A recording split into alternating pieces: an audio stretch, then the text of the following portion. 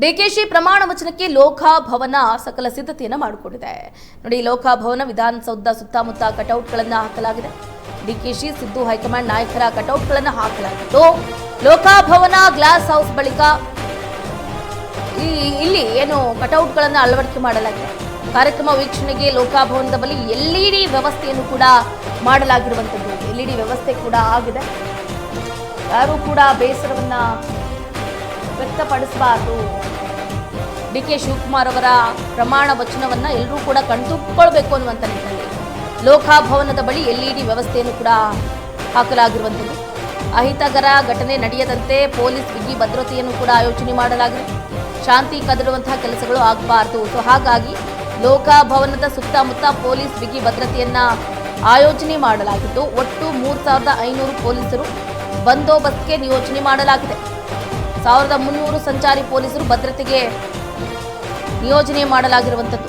ಇವತ್ತು ಡಿಕೆ ಶಿವಕುಮಾರ್ ಅವರು ಪ್ರಮಾಣ ವಚನ ಸ್ವೀಕಾರ ಮಾಡ್ತಾ ಇರೋದ್ರ ಬೆನ್ನಲ್ಲೇ ನೋಡಿ, ಅವರನ್ನ ಕಾವಲು ಕಾಯೋದಕ್ಕೆ ಅಥವಾ ಯಾವುದೇ ರೀತಿಯಾದಂತಹ ಅಹಿತಕರ ಘಟನೆ ನಡಿಬಾರ್ದು ಅನ್ನುವಂಥ ನಿಟ್ಟಿನಲ್ಲಿ ಟೋಟಲ್ ಆಗಿ 4800 ಒಂದು ಕಡೆ ಪೊಲೀಸರ ನಿಯೋಜನೆ, ಇನ್ನೊಂದು ಕಡೆ ಸಂಚಾರಿ ಪೊಲೀಸರ ಭದ್ರತೆ, ಬರೋಬ್ಬರಿ 4800, 200 ಕಮ್ಮಿ 5000 ಪೊಲೀಸರ ನಿಯೋಜನೆ ಡಿಕೆ ಶಿವಕುಮಾರ್ ಅವರ ಬಂದೋಬಸ್ತ್ಗೆ ನಿಯೋಜನೆ ಮಾಡಲಾಗಿರುವಂಥದ್ದು. ಯಾವ ಹಂತದಲ್ಲೂ ಕೂಡ ಯಾವುದೇ ರೀತಿಯಾದಂತಹ ಅಹಿತಕರ ಘಟನೆಗಳು ನಡೀಬಾರ್ದು. ಸೊ ಹಾಗಾಗಿ ಎಲ್ಲರೂ ಕೂಡ ಕಣ್ಣಾಯಿಸಿ ಅಂತ ಹದ್ದಿನ ಕಣ್ಣನ್ನ ಇರಿಸಿದ್ದಾರೆ. ಇವತ್ತು ಡಿಕೆ ಶಿವಕುಮಾರ್ ಅವರು ಪ್ರಮಾಣ ವಚನವನ್ನ ಸ್ವೀಕಾರ ಮಾಡೋದಕ್ಕೆ ಇನ್ನೇನು ಕೆಲವು ಗಂಟೆಗಳಷ್ಟೇ ಬಾಕಿ ಇದೆ. ಈಗಾಗಲೇ ಗ್ಲಾಸ್ ಹೌಸ್ನ ಮುಂಭಾಗ ದೆಹಲಿಯ ದಂಡನಾಯಕರ ಬೃಹತ್ ಕಟೌಟ್ಗಳು ಕೂಡ ತಲೆ ಎತ್ತಿ ನಿಂತಿರುವಂಥದ್ದು.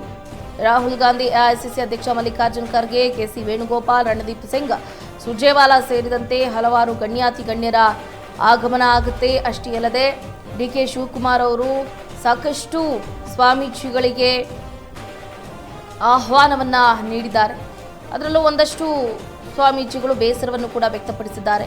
ಡಿಕೆ ಶಿವಕುಮಾರ್ ಅವರಿಗೆ ನಾವು ಅಂದರೆ ಏನು ಅವರು ಮುಖ್ಯಮಂತ್ರಿ ಆಗ್ತಾರಾ ಇಲ್ವಾ ಅಂತ ಹೇಳುವಂತಹ ಸಂದರ್ಭದಲ್ಲಿ ನಾವು ಬೇಕಾಗಿತ್ತು. ಈಗ ನಾವು ಬೇಕಾಗಿಲ್ಲ. ಡಿಕೆ ಶಿವಕುಮಾರ್ ಅವರು ಮುಖ್ಯಮಂತ್ರಿ ಆಗ್ತಿದ್ದಾರೆ, ಆದರೆ ನಮಗೆ ಆಹ್ವಾನವನ್ನು ನೀಡಿಲ್ಲ ಅಂತ ಅದೆಷ್ಟೋ ಸ್ವಾಮೀಜಿಗಳು ಭೈರವಿ ಮಾತಾ ಕೂಡ ಬೇಸರವನ್ನು ವ್ಯಕ್ತಪಡಿಸಿದ್ದಾರೆ ಅಂತ ಹೇಳಲಾಗ್ತಾ ಇದೆ.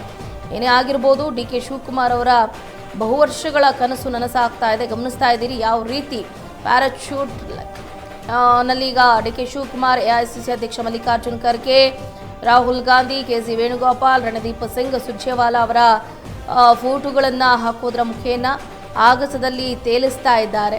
ಸೊ ಇದೊಂಥರ ಸಂಭ್ರಮಾಚರಣೆ ಅಂತಲೇ ಹೇಳ್ಬೋದು. ನೂತನ ಮುಖ್ಯಮಂತ್ರಿ ಹಾಗೆ ಮಂತ್ರಿ ಮಂಡಲದ ಸದಸ್ಯರುಗಳ ಪ್ರಮಾಣ ವಚನ ಸ್ವೀಕಾರ ಕಾರ್ಯಕ್ರಮಕ್ಕೆ ಎಲ್ರಿಗೂ ಆತ್ಮೀಯವಾದಂತಹ ಸ್ವಾಗತ ಅನ್ನುವಂತಹ ಬೋರ್ಡ್ಗಳನ್ನು ಗಮನಿಸ್ತಾ ಇದ್ದೀವಿ.